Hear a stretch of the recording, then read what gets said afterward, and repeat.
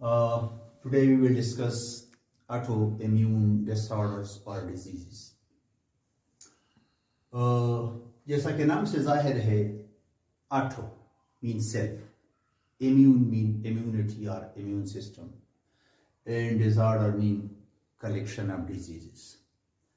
So autoimmune diseases या disorder को हम कैसे डिफाइन करेंगे कि ये वो डिजीज है, हर उस डिजीज को जो अपने ही बॉडी के इम्यून रिस्पांस की वजह से हो, और वो इम्यून रिस्पांस किसके खिलाफ हो? अपनी ही बॉडी के नॉर्मल सेलों के खिलाफ हो।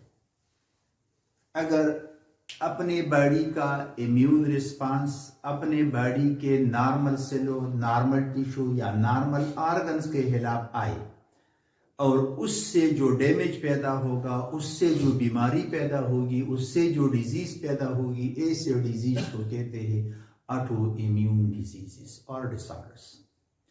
अब आपको पता होना चाहिए, पहले प्रीवियस लेक्चर में हम पढ़ चुके हैं कि इम्यून सिस्टम का काम बॉडी को डिफेंड करना है, बॉडी को प्रोटेक्ट करना है, बॉडी का डिफेंस करना है अगेंस्ट द पैथोजेंस, या अपने ही उन सेलों को मारना है जो वायरली इन्फेक्टेड हो, या अपनी ही बॉडी के कैंसर सेलों को मारना है। और वो नॉर्मल फंक्शन था उसका। यहाँ एबनॉर्मेलिटी क्या है कि अपना ही इम्यून सिस्टम ऐसे सेल पैदा करता है, ऐसे एंटीबॉडीज पैदा करता है, ऐसे लिम्फोसाइट्स पैदा करता है, ऐसे नेचुरल किलर सेल पैदा करता है जो अपने ही बॉडी के नॉर्मल सेलों को मार रहा है।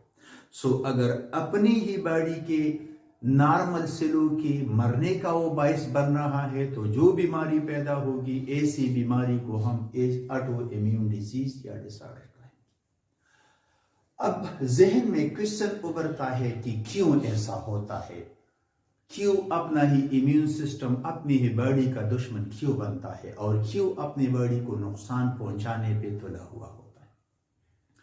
सो इसके मुख्तलिफ काजेस हो सकते हैं, लेकिन नॉर्मली इम्यूनोलॉजिस्ट कहते हैं कि मेजर काज अक्सर ये होता है कि अगर किसी बॉडी पे कोई ऐसा वायरस या कोई ऐसा बैक्टीरिया या कोई ऐसा पैथोजन अटैक कर ले, जिस पैथोजन के सरफेस पे कोई ऐसा रिसेप्टर हो या ऐसा प्रोटीन हो जो हमारे बॉडी के किसी नॉर्मल सेल के सरफेस पे प्रोटीन के साथ मैच कर रहा हो, सो हमारी बॉडी उस पैथोजन के उस प्रोटीन के खिलाफ एंटीबॉडीज बनाती है, तो वो एंटीबॉडीज पर हमारे अपने सेल को भी मारना शुरू कर देता है। So this is one of the cause है, और ये एक एज्यूम काज हो सकता है, मे बी जेनेटिक काजेस हो सकते हैं, एनवायरमेंटल हो सकते हैं। अब उस एंटीजन को हम कौन सा एंटीजन कहेंगे? बॉडी के उस एंटीजन को, या उस नॉर्मल रिसेप्टर को, या उस नॉर्मल प्रोटीन को जिसके खिलाफ बॉडी का अपना इम्यून रिस्पांस आता है, उस एंटीजन को हम ऑटो एंटीजन कहते हैं। ऑटो का मतलब सेल और एंटीजन का मतलब हर उस एजेंट को which can stimulate, which can instigate the immune response, हम उस एजेंट को हम एंटीजन कहते हैं। सो यहाँ अपनी बॉडी का वो एंटीजन जिसके खिलाफ बॉडी इम्यून रिस्पांस देता है। So the body's own antigen और रिसेप्टर्स और प्रोटीन और glycoprotein against which body's owns immune response occur. उस प्रोटीन को हमारे बॉडी के सेल के सरफेस पे, या उस ग्लाइकोप्रोटीन को, या उस रिसेप्टर को हम ऑटो एंटीजन कहेंगे जिसके खिलाफ हमारे बॉडी का अपना इम्यून रिस्पांस आता है। अब और उन एंटीबॉडीज को हम ऑटो एंटीबॉडीज कहेंगे जो ऑटो एंटीजन के खिलाफ पैदा होते हैं। Those antibodies which are synthesised, which are produced, which works against the body's own antigen, या जो ऑटो एंटीजन के खिलाफ एंटीबॉडीज बने उनको ऑटो एंटीबॉडीज कहते हैं। और ऑटो रिएक्टिव सेल्स को तो कहते हैं बॉडी के वो इम्यून सेल, वो नेचुरल किलर सेल हो, वो लिम्फोसाइट्स हो, वो इन लिम्फोसाइट्स में वो टी सेल्स हो सकते हैं, साइटोटॉक्सिक टी सेल हो सकते हैं, या वो टी हेल्पर सेल्स होता है। तो वो इन ऑटो रिएक्टिव सेल्स हमारे बॉडी के या किसी इंडिविजुअल के अपनी बॉडी के वो इम्यून सेल जो ऑटो एंटीजन के खिलाफ लड़े, उन सेलों को, उन इम्यून सेलों को, उन लिम्फोसाइट्स को ऑटो रिएक्टिव सेल्स कहते हैं। एग्जाम्पल्स ऑटो इम्यून डिसऑर्डर के तो बहुत सारे हैं, लेकिन कुछ नॉर्मल एग्जाम्पल किया है ल्यूपस से।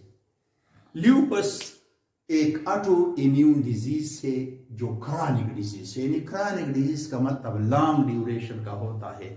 उनके साइन सिम्टम बहुत अरसे के बाद और ज्यादा बादे पेर होते और ज्यादा अरसे तक चलते हैं। और ये एक क्रॉनिक डिजीज से किसका डिजीज है? मसल का। और किसका है? जॉइंट्स। ये दो रीजन इसमें ज्यादा इफेक्ट होते हैं। मसल के सेलों के सरफेस पे जो रिसेप्टर है उनके खिलाफ एंटीबॉडीज बनते हैं, उनके खिलाफ ऑटो रिएक्टिव सेल्स बनते हैं। या जॉइंट्स पे मौजूद सेलों पे, कार्टिलेज के सेलों पे या जॉइंट्स पे मौजूद बोन के सेलों के खिलाफ ऑटो एंटीबॉडीज या ऑटो रिएक्टिव सेल्स बनते हैं। या इसके अलावा ये जो ल्यूपस है इसमें डैमेज हो जाते हैं किडनीज या बॉडी के दूसरे आर्गन भी डैमेज होते हैं, लेकिन मोस्टली जो आर्गन यहाँ डैमेज होते हैं, जिनको नुकसान पहुंचता है, वो मसल से और वो जॉइंट से। या इसी तरह दूसरी बीमारी जुवेनाइल रूमेटॉइड आर्थराइटिस है। जुवेनाइल नॉर्मली यंग एज से निकला हुआ होता है, यानी जुवेनाइल स्टेज का होता है। ये ऐसा आर्थराइटिस है। आर्थराइटिस आर्थ्रोस जॉइंट्स को कहते हैं और आइटिस इन्फ्लेमेशन के कहते हैं। ये ऐसी जोड़ों की बीमारी है, ऐसा आर्थराइटिस है जो जुवेनाइल यंग स्टेज में आता है। यंग स्टेज में क्यों आता है? क्योंकि मोस्ट ऑफ द आर्थराइटिस जो होता है वो ओल्ड एज आफ्टर 60 या 65 ईयर्स के बाद आता है।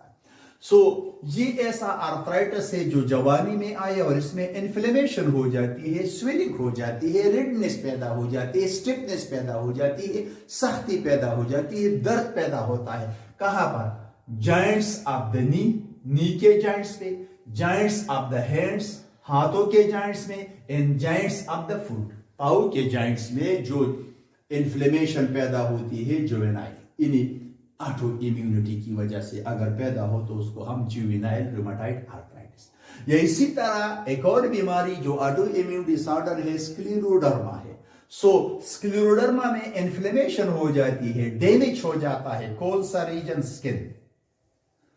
कौन सा रीजन? जॉइंट्स। और इसके अलावा जो इंटरनल ऑर्गन है, लिवर है, स्प्लीन है, लंग्स है, किडनी से वगैरह वगैरह, ये भी डैमेज हो जाते हैं। इसी तरह एक और बीमारी है ऑटो इम्यून डिसऑर्डर एंकाइलोसिंग स्पॉन्डिलाइटिस है। वैसे स्पॉन्डिलाइटिस ओल्ड एज की बीमारी भी है और इसके अलावा जेनेटिक भी है, लेकिन यहाँ ankylosing spondylitis this is an auto immune, जवानी में पैदा होती है। इन्फ्लेमेशन ऑफ द स्पाइन और वर्टिब्री इन्फ्लेम हो जाते हैं। जॉइंट्स या बॉडी के दूसरे जॉइंट्स इन्फ्लेम हो जाते हैं, वहां स्वेलिंग पैदा होती है, वहां दर्द पैदा होता है, वहां सख्ती स्टिफनेस पैदा होती है, वहां मूवमेंट इम्पॉसिबल हो जाती है या मूवमेंट में प्रॉब्लम पैदा होता है, सख्ती पैदा होती है।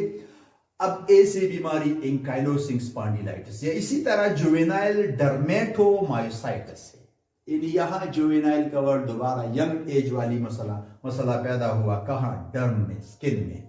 और myositis मायोस pertaining to skin, inflammation muscles, inflammation, itis में inflammation।